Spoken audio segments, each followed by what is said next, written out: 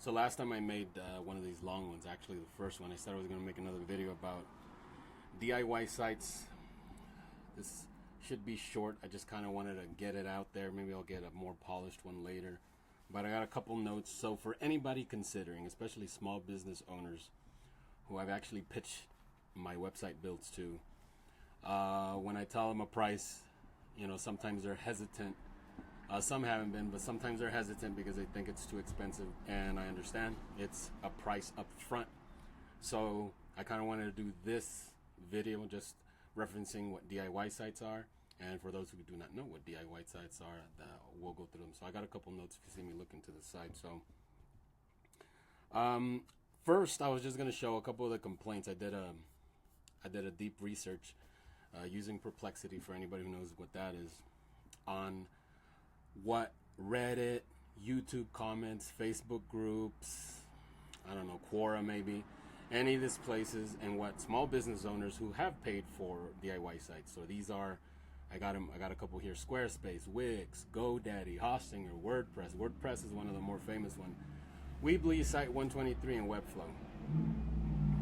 Needless to say, I'm not going to go through all of these, but I just wanted to go through, you know, a couple of them. So to me, one of the most famous ones is going to be Squarespace.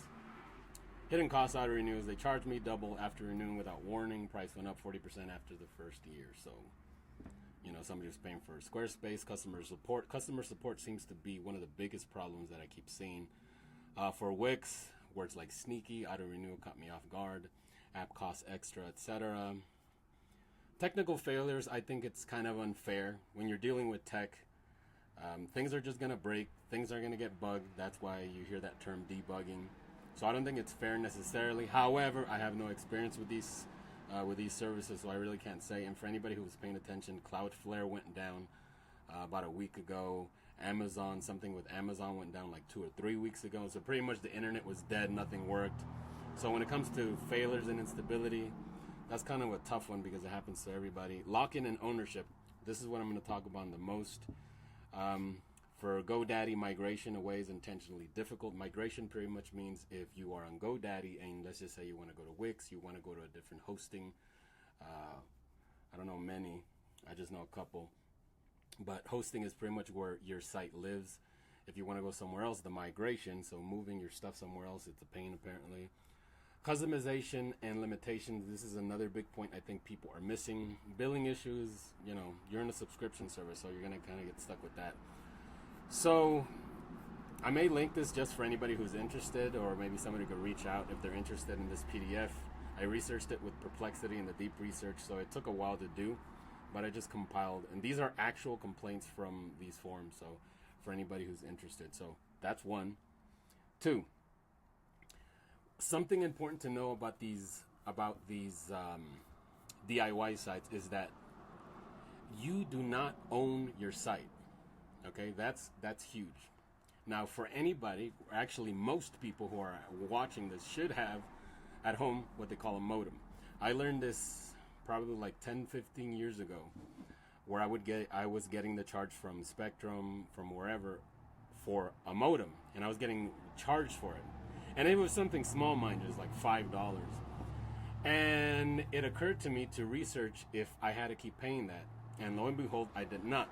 Now, just full disclosure, at that time, I think it was Time Warner. Time Warner said you could buy your own modem, but it has to be this specification. I think it was Aris or something like that. So I was paying $5 a month. Needless to say, I was going to keep paying $5 a month.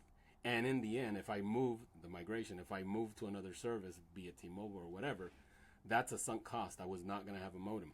So what did I do? I just looked up whatever was compatible for them, and I bought my own modem. It was like $100.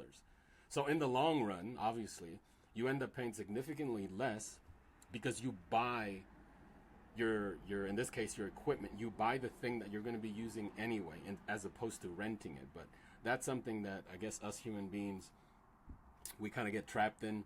We rent things. And for anybody who's a gamer, I am not, but in my heyday, you know, I was playing video games and things like that.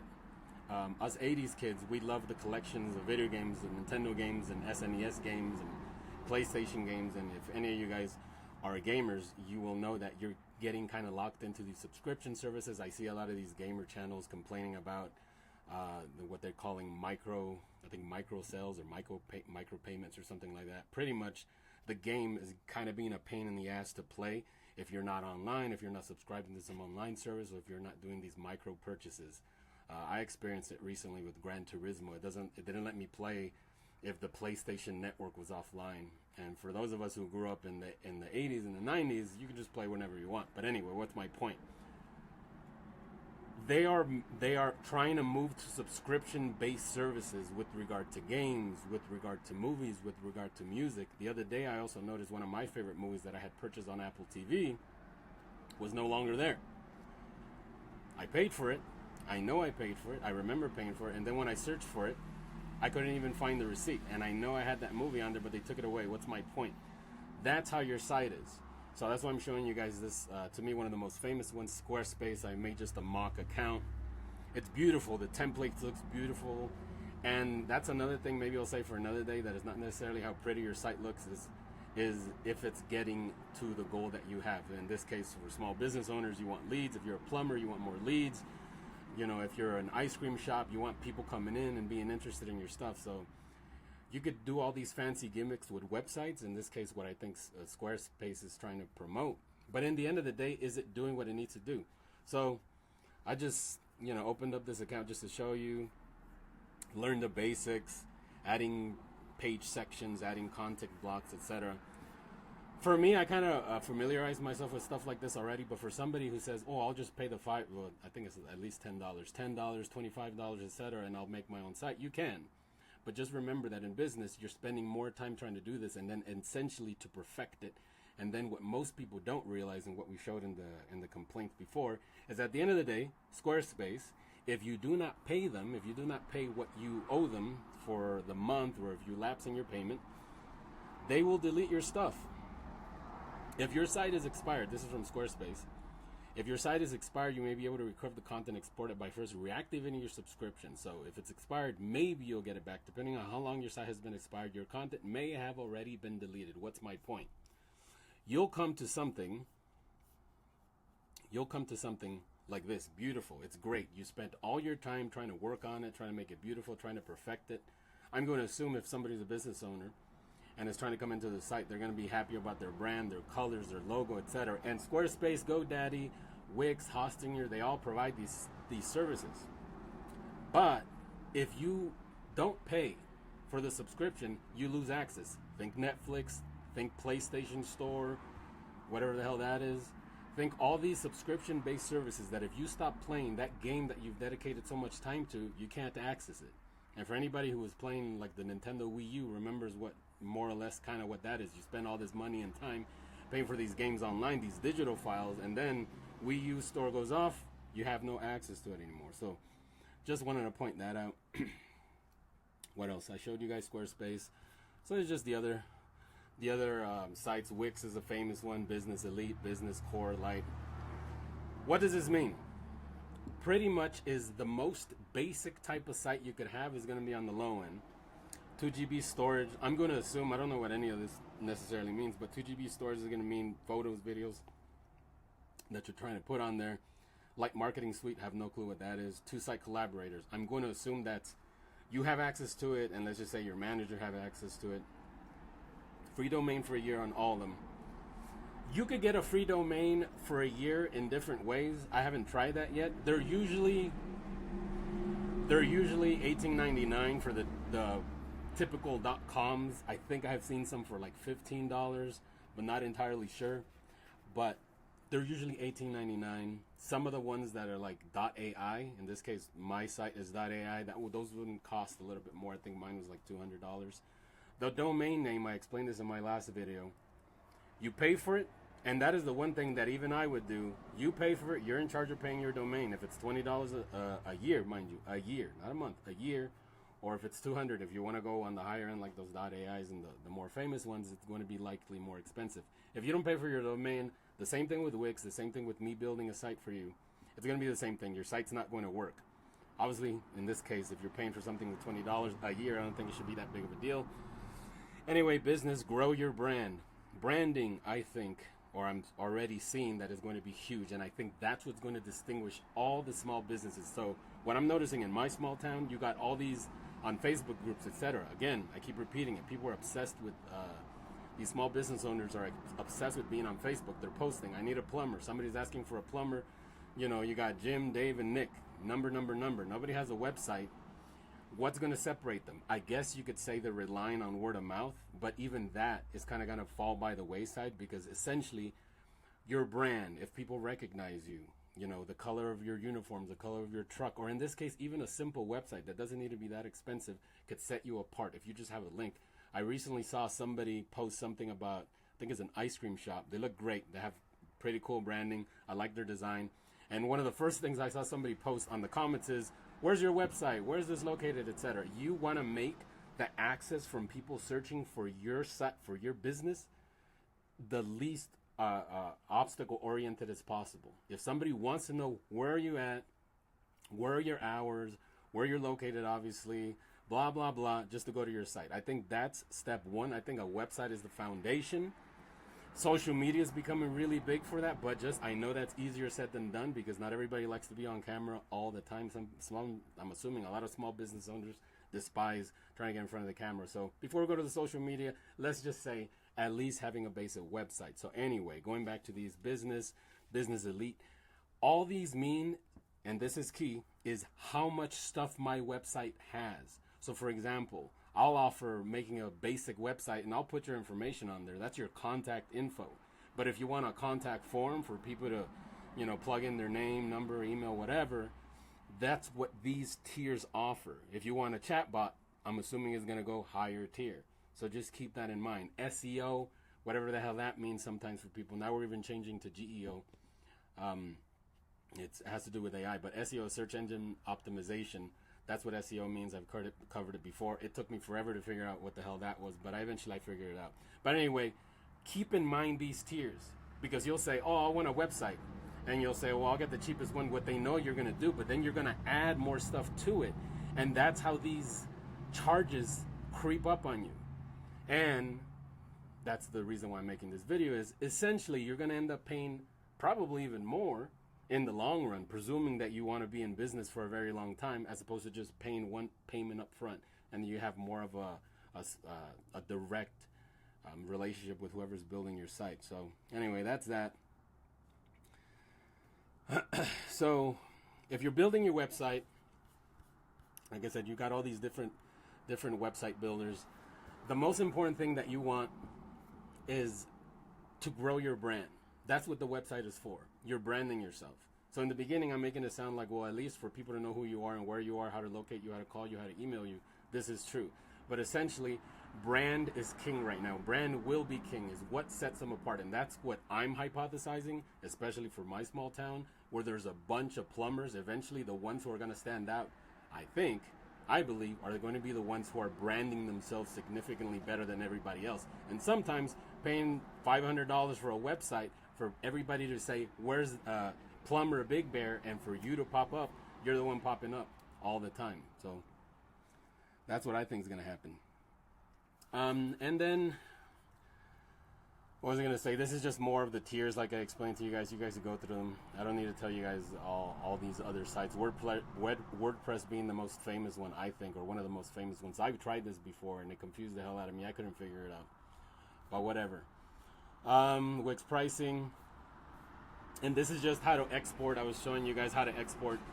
What this means is, if you have your site, and the reason I pulled this page up is that if you have your site and you spent, remember the other page would look beautiful, this one, where you're spending so much time building your site, getting the colors right, putting this image in, putting this video in, you know, putting your copy on there, etc. You spend so much time.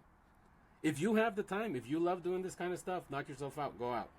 I've been doing it, you know, for a while now, and it gets more intensive when you realize how many bugs and obstacles you could come across. But I love doing it, and I like spending hours, long night hours trying to figure it out.